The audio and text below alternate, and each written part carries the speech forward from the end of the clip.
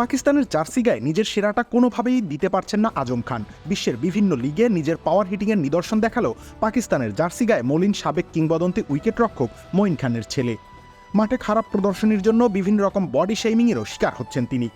বিশ্বকাপের প্রথম ম্যাচে 0 রানে সাজঘরে ফেরার সময় এক দর্শক তাকে মোটা হাতি বলেন বলেও অভিযোগ করা হয়। তবে পাকিস্তান বেসবল ফেডারেশন এই উইকেট রক্ষক ব্যাটারকে বেসবল দলে যোগ দেওয়ার জন্য আমন্ত্রণ করেছে।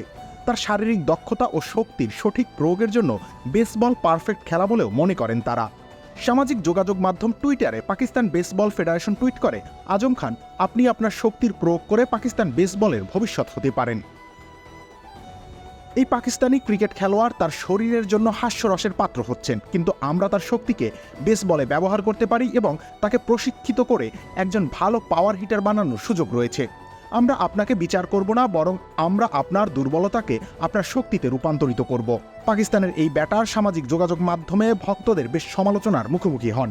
স্থূল শারীরিক গঠনের জন্য বডি শেমিংয়েরও শিকার হন তিনি। তবে বেসবলে এটিই তার শক্তির স্থান বলে মনে করেন পাকিস্তান বেসবল ফেডারেশনের পদক্ষেপটি শুধুমাত্র আজমের প্রতিভার স্বীকৃতি নয়, শরীরের লজ্জার বিরুদ্ধে একটা বিবৃতিও বটে। আন্তর্জাতিক ক্রিকেটে বারবার ব্যর্থ হওয়ার ফলে জাতীয় দলে তার স্থান নিয়েও প্রশ্ন উঠেছে। অনেকেই মনে করেন কিংবদন্তি মঈন খানের ছেলে। ভিটামিন এ, সি এবং ক্যালসিয়ামে ভরপুর টেস্ট মি, যা রোগ প্রতিরোধে সাহায্য করে। ওরে মজা রে, ওরে হেলদি রে, মজা বলেই তিনি এত সুযোগ পাচ্ছেন। তাই বেসবল ফেডারেশন তার পক্ষে টুইট করে এবং বেসবলে তার দক্ষতা ব্যবহার করতে প্ররোচিত করে। রবিউল ইসলাম রনি, খেলা ৭১।